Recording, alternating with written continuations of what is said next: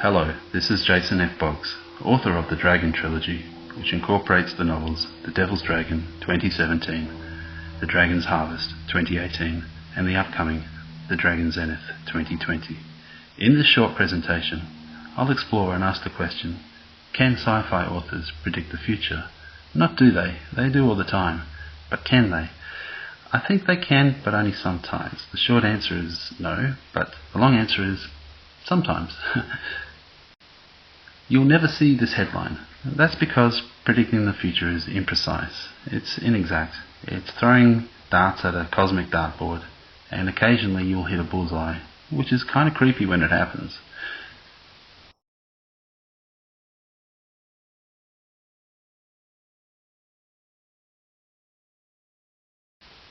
There are three reasons mainly why I think science fiction authors predict the future.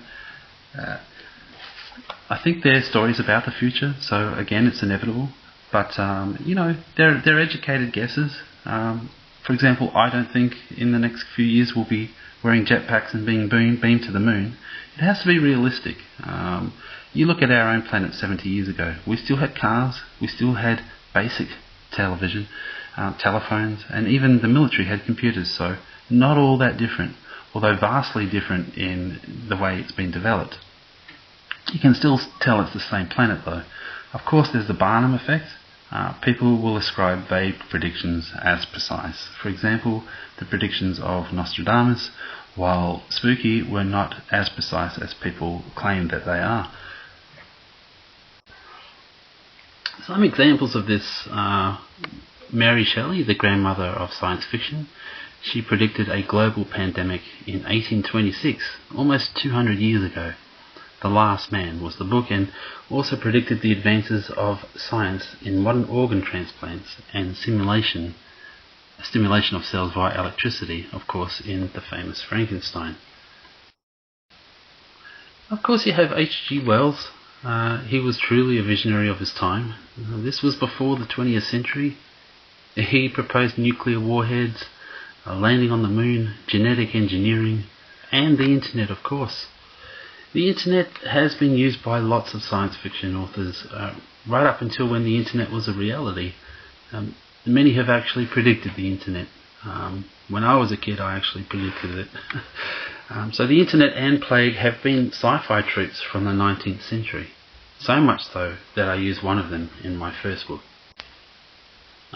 Douglas Adams, a comical philosopher, he predicted touch screens, iPads, e-books, things, devices that have personalities, from fridges to your car. Everything these days is imbued with an artificial soul. The uncanny valley has been crossed. And he also predicted the Babelfish, the technology that interprets any language into English, or any English into any language. This now exists in the world, but people just use an app on their phone instead of inserting an actual fish in their ear. But that could be done with today's technology. Arthur C. Clarke, he famously said that trying to predict the future is discouraging and hazardous, but he nonetheless predicted communication satellites, AI in computers. Who can forget the famous HAL? And for about 10 years now we haven't been able to beat computers in a simple game of chess, so they are adapting and using their own intelligence, not just a set of algorithms. You've got Robert A. Heinlein. He predicted motion sensors and voice activation. He really predicted the modern home that we now have in the 2020s. This is way back in the 1950s. He also predicted the internet, and as well as a war of attrition with a hive mind alien species. So thank goodness that one hasn't come true. What is clairsentience and the third eye? Without getting too cosmic, clairsentience is something that we all basically have, but not many of us are tuned into. It's the ability to feel the future, and not just envisage it, but to have a sense for it, to actually feel what's coming. It's an emotional response, really, that I have. So what does clairsentience mean for the 2020s? Well, I think it means responsibility more than anything. We have stories to tell. We need to tell them in the right way. there are things that are currently in the works that are happening that we can fairly easily predict. And some of the things I predict are some nations will become more and more nationalistic, others will become less and less so, which will cause a rift and a divide between two opposing philosophies in the world. This is already happening. The rift between the left and right, there's always been a gulf, but it has been a chasm in recent times. In The Devil's Dragon, I explore this, and I explore this at length. Some of the predictions I believe will happen in the next 50 years. Some of them will be a rising trend of fascism, which I mentioned before, in a time of crisis.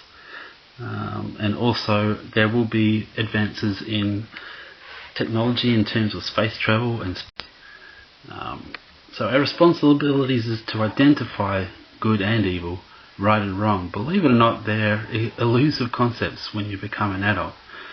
When you're a child, it's more simplistic, it's black and white, but when you're an adult, it's very grey. So we have to get back to basics.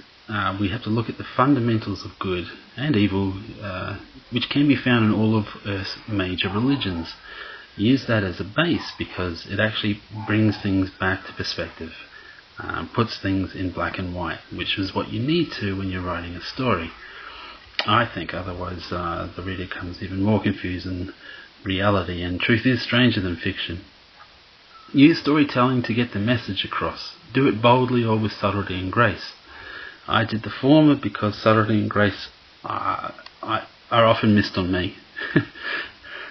Use clairsentience for good, but do get to know your enemy. I got to know my nemesis, my villain in my books, Irabilis. You get to get into the mind of your enemy, get into what their agenda is, how they tick, how they operate, what they want, more importantly, because they're driven by desire rather than need. Colonies, I think that there will be inexpensive space travel for some of the listeners, readers who are young. They will experience that in their lifetime. I believe that, one thing I predicted has already come true, a worldwide pandemic. But my prediction was through directed panspermia, which is a comet or an asteroid that was sent to us that carried this virus. That could still be true, depending on what you believe, what the governments are telling us. I also believe that there will be an introduction of at least one alien species that will come to us within the next 70 years, and that species will have more similarities to us than differences. Of course, in storytelling, that is used often for a metaphor for intolerance, which it is used in the Dragon trilogy as well. Planetary colonies is a given, I think, in the next 70 years, and a fascist or a dictatorial New World Order is on the rise, sadly. So what are we to do as writers? We are all psychic to some extent. Some more than others. We just need to tune in and remove the static and write down as quickly as you can things that feel right about what you think might happen in the short, medium and long-term future. Keep predicting. If you're into writing about the future, predict, and try and predict accurately, but if not, don't worry about it, have fun with it. You'll be amazed at some of the stuff that you'll actually get right. Get writing when you think that you're tuned in. It's okay for evil to win battles in your stories, but never the war, in my opinion, for that is the abandonment of hope. And really, I'm not interested in reading, how evil wins. I don't know if anyone else is, but not me. And always choose love over hate in the end. Thanks guys, and if you enjoyed that, you might enjoy my books. Go to thedragontrilogy.com, check out my website, explore that a bit.